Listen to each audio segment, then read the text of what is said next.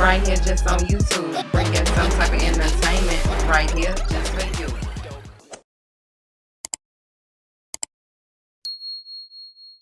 Oh, hello, everybody out there tuning in. Whether you're tuning in, I always be saying whether you're tuning in virtually. Of course, you're tuning in virtually. We're on a virtual app. We're not right in front of each other, but shout out to everybody that is tuning in from wherever you're tuning in from and everything. This is Book Club, and I am Moett, which stands for Motivation Over Everything That Trends. And I am your motivational queen. I created book club not only to be able to hold me accountable for making sure that I work on my personal development as far as reading, different things like that, but also to give people encouragement to be able to hold themselves accountable as well, to be able to read along with me, learn, grow, discuss different things like that. And that is why I created this platform, all of that. So whether I have people tuning in or not, then it's my thing because I create things and I create systems and I create ways and strategies to not only help myself, but to also be able to help others, because it's very important to make sure that you're keeping track of your personal development, that you're having a system and a means to be able to hold yourself accountable, to be able to accountable not only for yourself, but also to be able to hold other people accountable.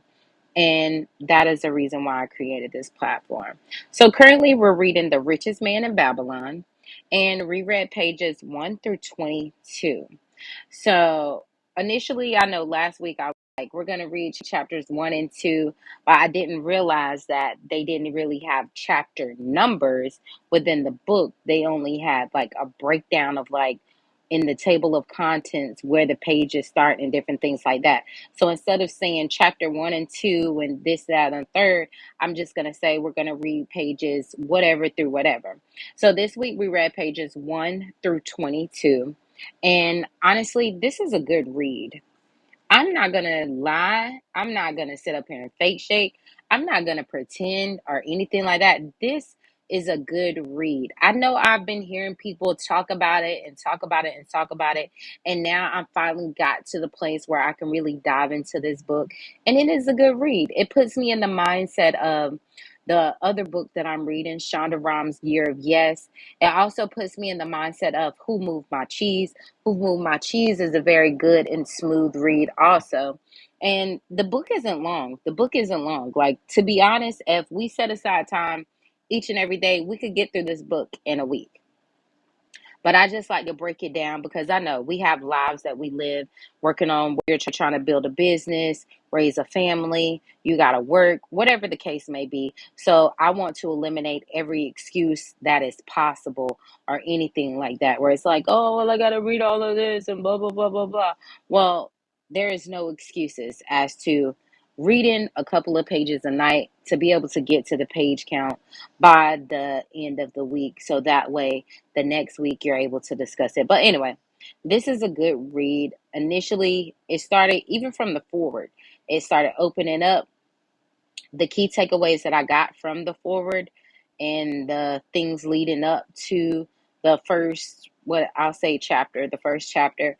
And the key takeaways that I got was to bring your desires and ambition to fulfillment, you must be successful with money. The rules of money acquisition are: one, start thy purse to fattening; two, control thy expenditures; three, make thy gold multiply; four, guard thy treasures from loss; five, make of thy dwelling a profitable investment; six, ensure a future income; seven, increase thy ability to learn. Ability. I said ability. It's ability. Increase thy ability to learn. So basically it's saying you gotta start generating money. You have to start generating more money. You got to find a means of generating more money, of bringing in more money.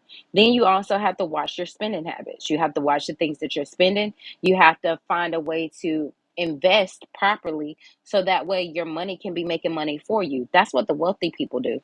And that is the key to continuously doing things, is making your money make more money for you. And then what else? Making sure that you're saving, making sure that you don't have to save everything, because let's be honest. Like, you can't be so afraid to spend anything that you're afraid of making an investment because you got to save all of this money. Like, no.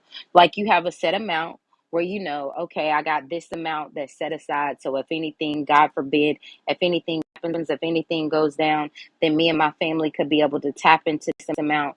Then you have that amount, and then from there, then you go and you then you go and you the rest of it, the rest of your finances, you invest it, allow it to be multiplied, allow it to do more, and all of that. Create you a way of being able to get residual income. That's money coming in. Like, it doesn't matter what you're doing, whether you're sleeping, whether you're playing games with the family, whatever you're doing, you have money coming in. And then just continues to rinse and repeat. So that way you're making more, you're doing more, you're making more, you're doing more. And I think a lot of times, like, especially in today's economy and different things like that, just within our lives, like, we haven't been taught enough, like, getting ourselves out of a financial funk of generating finances and different things like that. So we essentially stay stuck in what Robert Kiv I don't know if his name is Kiyosaki Kiskoi. I don't know. God, please forgive me. But his name starts with a K, and he wrote Rich Dad Poor Dad. And in there he talks about, like, learning about getting out of the rat race, because we have all been put into the rat race of going to work. You got to work a job. You got to do this. You got to do that. And honestly, whenever it all boils down to it, it's nothing wrong with going to work a job. Okay? There's nothing wrong with going to work a job. But at the end of the day, whenever it comes to working a job, then it's like, most of the time, you, especially with certain jobs, if you're not like super skilled or different things like that, just regular jobs, then you're not getting paid that much. And you're barely getting paid enough to be able to get through whatever, to be able to make the bills or make ends meet, or be able to go on family vacations and different things like that. And if you're having to stretch yourself very thin. And God forbid if you get sick, or you got to take some time off because you got to go and take care of someone else. So that is a bad place to be in. Believe me, I am living that. So I totally know and understand. So it's just like, we have to get to a place where we have to make those necessary shifts. We have to make those necessary adjustments. And I'm excited because this book speaks to all of that. It speaks to all of that. The last thing that I got from the forward is that proper preparation is the key to our success.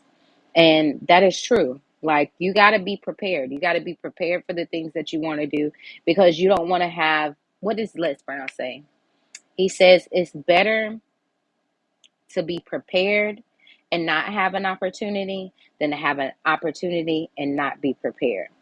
But outside of that, getting into the book, the first set of pages, it goes into like the place of Babylon, putting you in the mindset of what Babylon was, how it flourished, how it like got where it came from, where it went, and then where it came from, what it grew to, and where it went.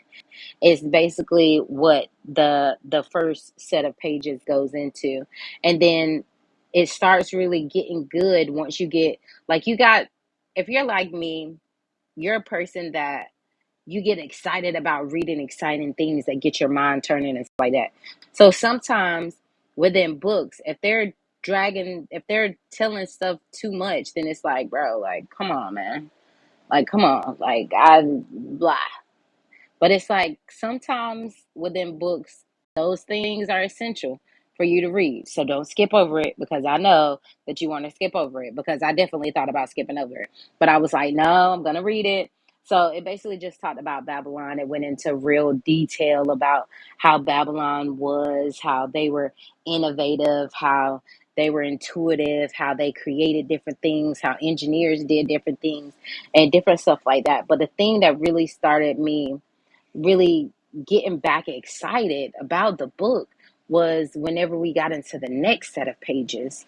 Like, I think it was from like maybe like 18 or 15, maybe 14. It might have been before that. I don't know. But like the next set of pages, which would technically be chapter 2.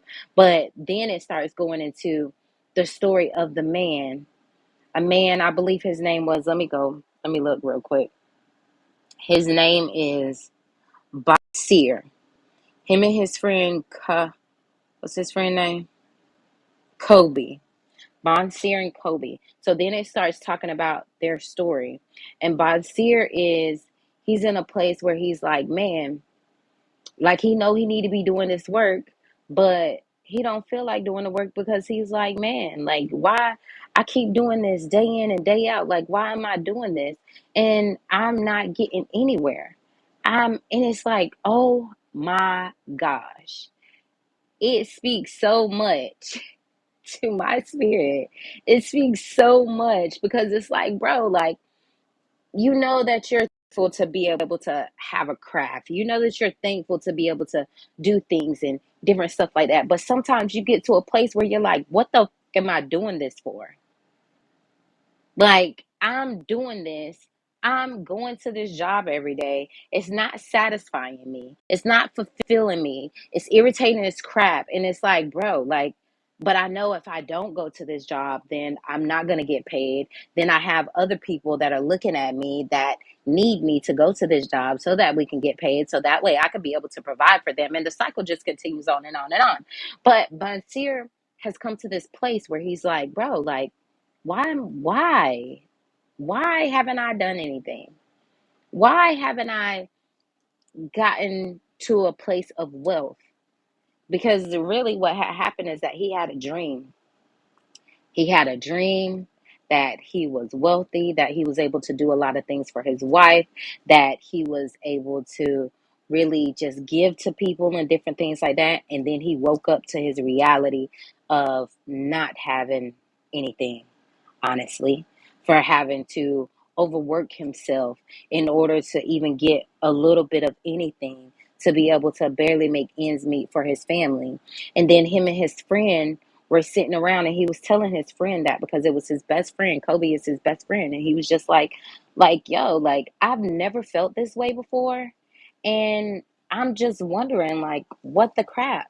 And then both of them came to the realization, like, hey, we know somebody that we're cool with. We know somebody that we once grew with or that we know that we could be able to get in contact with who is actually a successful person, who is actually a person who is making the money that we feel like we should be making, who is really doing those things, who was able to teach their son how to do these things, who went on and did great things as well. Like, why don't we ask this person? Why don't we ask this person to show us exactly what they did or give us pointers on exactly what to do to be able to get out of our situation? And that was the end of the chapter. That was the end of those things. That's where it closed out on page 22. So it's just like, it's amazing. I'm excited to continue reading this book because it speaks to everyday life situations. Like if you have a more broadened mindset, even if you don't have a broadened mindset, like you can read this and get understanding to be able to parallel it to your life, honestly, because we've all had that moment. Well, at least most people that I know, we've all had that moment where we've woke up and where we've had a dream and we had the vision. Like TD Jake says, and not to get all spiritual and everything, but TD Jake says that it's hard for the dreamers and it's hard for the visionaries because we see what is to come. We see the bigger picture. We see all of these things, but then we have to go back to dealing with the reality of where we are. We have to go back to dealing with the things that are right in front of us. But we're able to see the things in the distance that we want. We know we got these visions, we got these goals, we got these things we know that we're going to accomplish. We know that we're going to achieve. But for right now, we're not there yet. And it's just, this book is amazing. I'm thankful that I started this book. If you started this book with me, I appreciate you for starting this book with me as well. I hope that you're getting something out of this book also, because this is a really good book and I'm excited to see how the pages unfold. I know a lot of financial gurus and a lot of big people and a lot of successful people speak in what's that word, proclaim, is that the word? Proclaim.